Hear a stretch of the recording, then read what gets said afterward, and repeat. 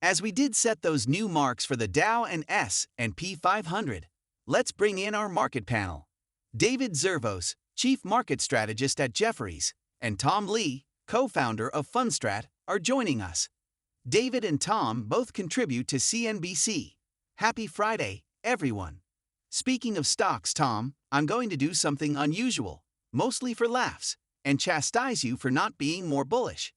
You issued a warning 6 weeks ago that the S&P would decline by 10% during the following 8 weeks. Since then, we've increased 6.2%. You mentioned that if that happened, you should purchase any dips, but do you see any other possible icebergs? What, in your opinion, has brought us thus far? John, the stock market has demonstrated its character over the past 6 weeks, as it has done throughout the year. This year, the S&P is exceptionally robust. It has been up for 9 out of 10 months, and you are correct. Seasonality deceived us, since I assumed that there would be a greater chance of a correction between now and Election Day. It wasn't our intention to suggest that you sell stocks. As we stated in the same line, but if it does pull back, you want to buy that dip. I believe panic selling is usually a mistake. Additionally, I believe that we are still in that precarious time until after Election Day, but that does not imply that investors should be pessimistic at this time. We have a solid foundation, in my opinion. Look, if David's theory is right, the economy would benefit greatly from a 3.5% Fed funds rate. It will significantly lift durables, housing, and autos out of the recession, which should benefit P/E multiples as well as profit growth. Therefore, all of this seems like a fantastic background to me. However, that does not preclude the possibility of turbulence. Thus, Jay, I suppose you know that people consider the possibility of caution to be a nasty word. It shouldn't be. People should be ready to buy dips if they occur, since this is a stock market. Yes, Tom, you're right. We're approaching the 2 weeks of the highest earnings season. In addition, we have this election coming up, so investors will need to keep an eye on the next weeks. However, you just brought up housing, Tom, and because you seem confident in home builders and claim that there is historical precedent for this, I would like to hear your thoughts on that. Indeed, the reason we brought attention to the trade today is that, as you may have guessed, home builders have been entering a golden 6-month window since 1999.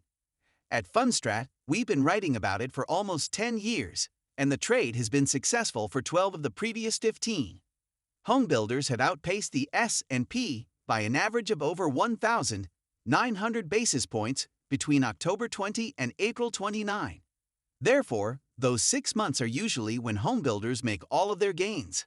I'm not sure how seasonality works, but today's background is better because the Fed is making cuts at a time when demand is high and home builders have managed their money quite well. Therefore, it appears to us that this year's trade should be successful. After seeing how rates affect the government there, David, what do you think will happen to rates going forward? When are we going to reach neutral? What impact will that have on stocks and fixed income going forward? That is, in my opinion, one of the most important questions that investors, both equity and fixed income, have. We should be able to reach 3.5% very quickly, in my opinion. It might happen as quickly as mid-year. Then, I believe, the neutrality issue begins, which may be a quite dangerous, rocky, and disorganized debate.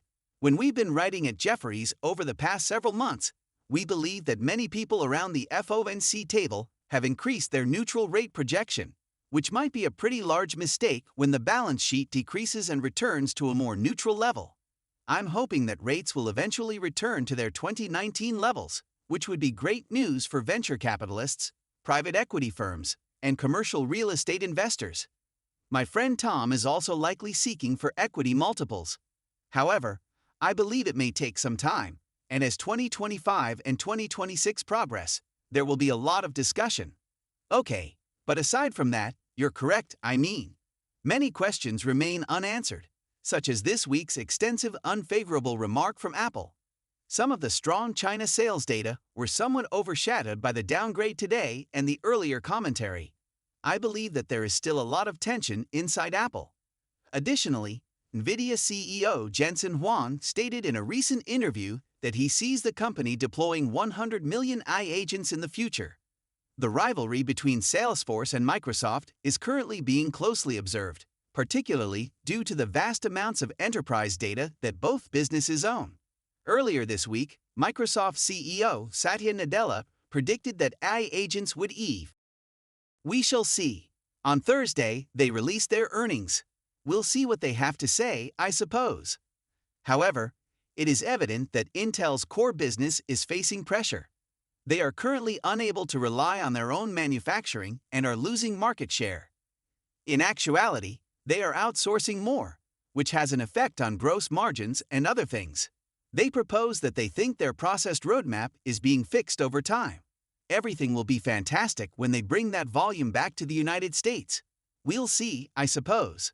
It truly was a 2030 tale, and a few months ago, they were sort of laying out some goals for where they believe things may go in the future. Even if they are on course, there is still a long way to go before things start to get better. Furthermore, we are now unsure of whether or not they are genuinely getting better. I suppose you should buckle up for Thursday. At the very least, I'm sure it will be entertaining. Yes, Stacy, we won't be getting Nvidia for a while.